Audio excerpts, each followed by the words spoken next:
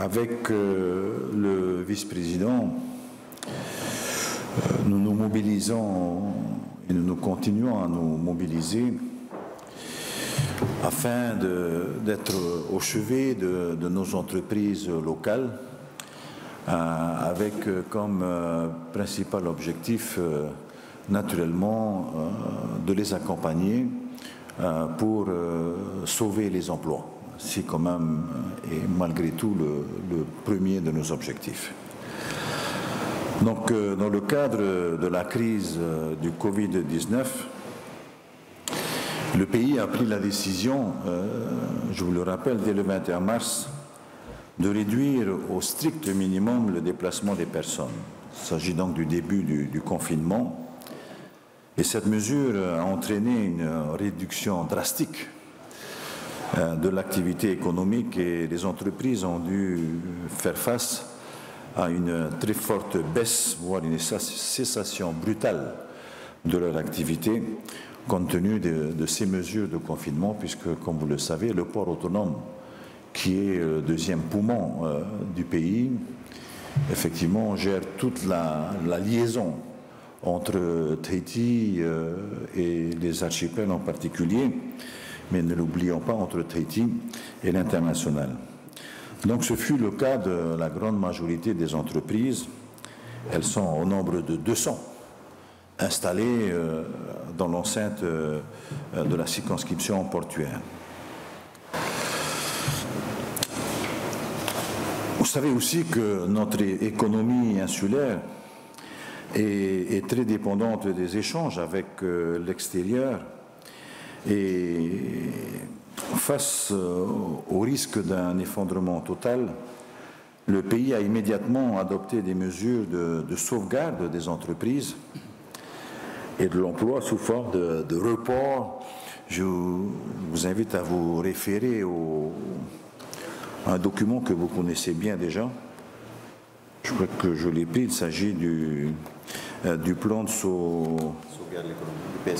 du PSE, du plan de sauvegarde de l'économie, avec donc différentes mesures de report, qu'il s'agisse des impôts, de la TVA, des cotisations patronales, et pour d'autres d'aides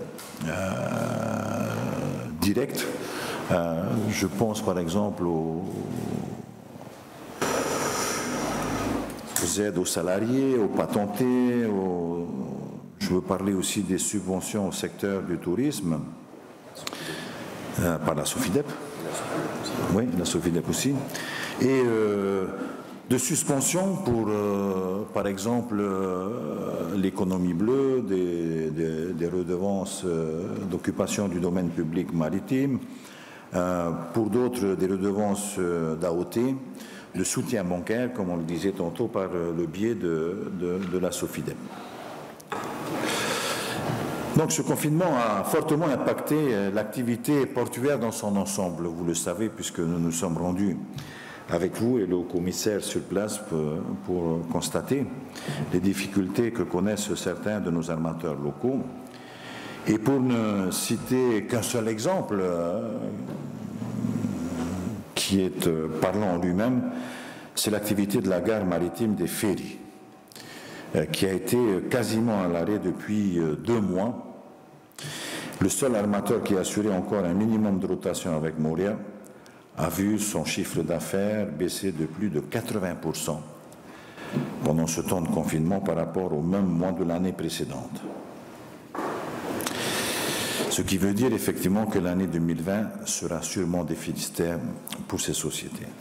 Pour éviter autant que possible que cette crise économique dégénère en dépôt de bilan pour nombre d'entreprises, il est donc proposé d'adopter des mesures de soutien devant permettre de soulager au maximum la trésorerie de ces entreprises. Quand bien même la situation actuelle aura un très fort impact sur les recettes du port autonome, parce qu'il ne faut pas oublier que le port autonome vit en grande partie des recettes perçues dans l'enceinte du port, le soutien qui sera apporté devrait permettre à terme de contenir cette baisse de recettes.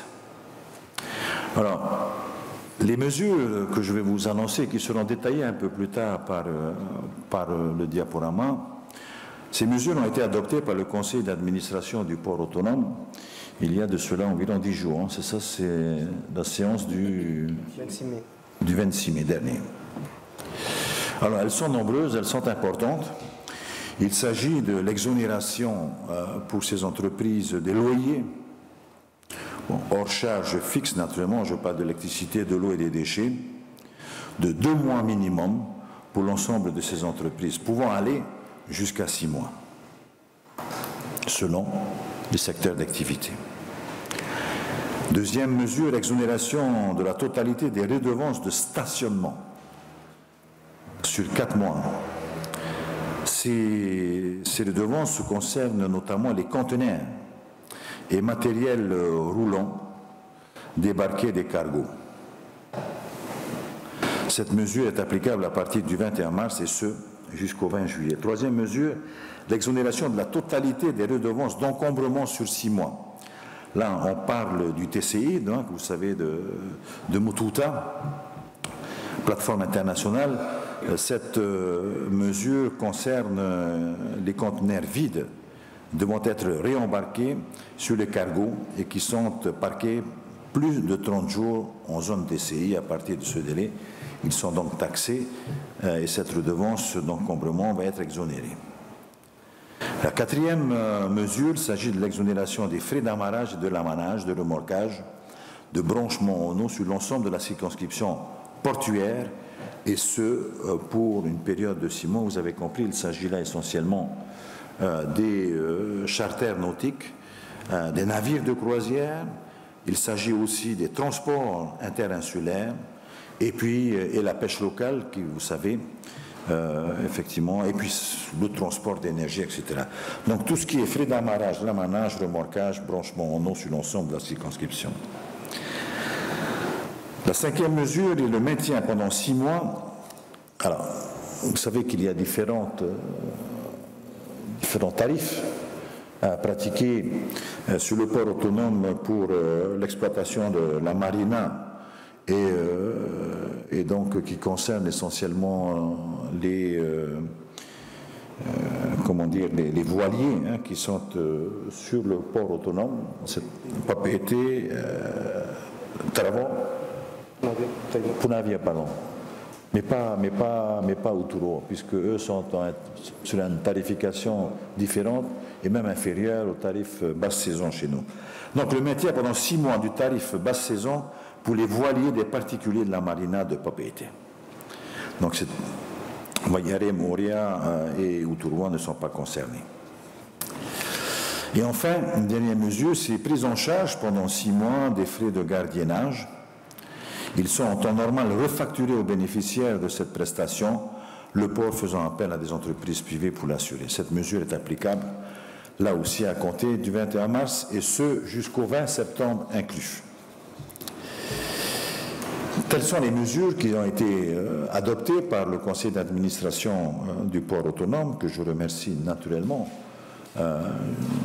Cet établissement, qui est un établissement public, à caractère industriel et commercial est totalement autonome, a souhaité exprimer aussi une participation importante à la sauvegarde de nos entreprises et l'impact budgétaire des mesures de soutien que je viens de vous énoncer est de l'ordre de 479 millions, disons 480 millions de francs pacifiques, c'est-à-dire que ce seront 480 millions de manque à gagner pour le port autonome et qui naturellement va être répercuté sur le budget de l'établissement.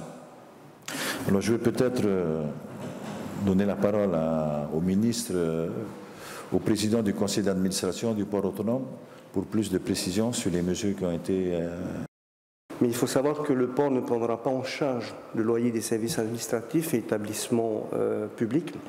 Certaines entreprises restent redevables tout de même des sommes qu'elles perçoivent pour le compte du port, telles que la redevance passager. Lorsque vous allez à Moria, par exemple, nous avons 50 francs sur le ticket, donc qui est prise en charge individuellement.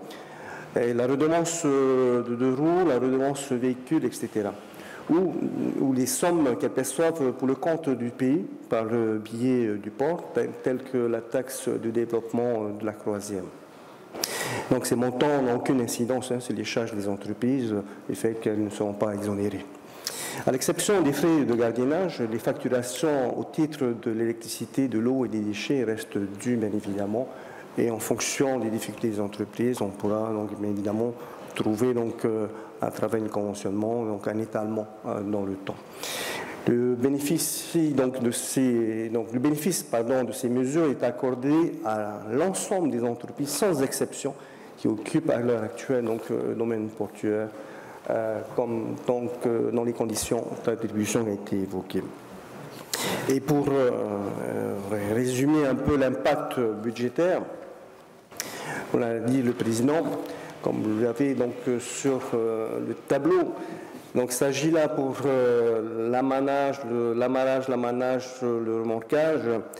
Bien évidemment, il est à hauteur de 114 600 000. Donc là, il s'agit là donc, des charters nautiques, à l'occupation de la gare maritime, pêche locale, transport interinsulaire, donc nos navires de croisière, des cargos, les tankers, butaniers, méthaniers, etc., pour un montant de 114 600 000.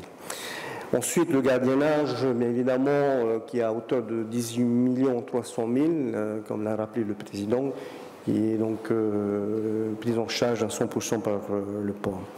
Ensuite, à hauteur de 258 200 000, qui fait près de 54% de l'exonération. Il s'agit là donc du loyer hors EDT, et hors eau et déchets.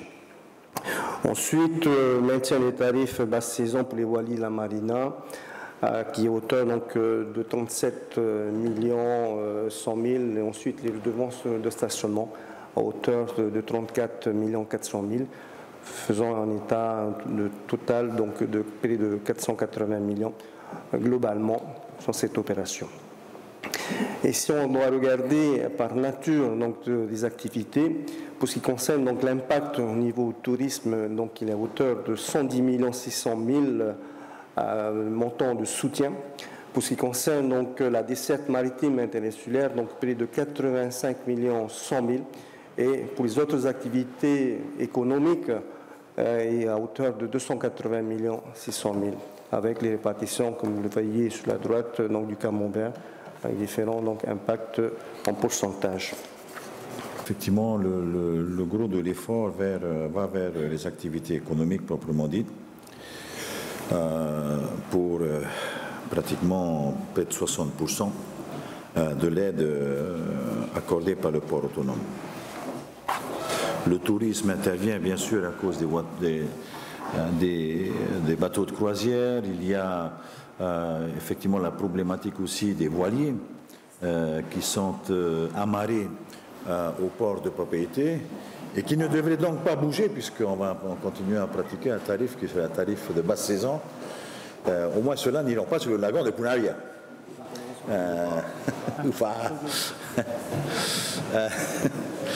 Mais bon, on maintient le tarif basse saison. Puis la desserte maritime interinsulaire pour 85 millions de francs. Bien, est-ce que...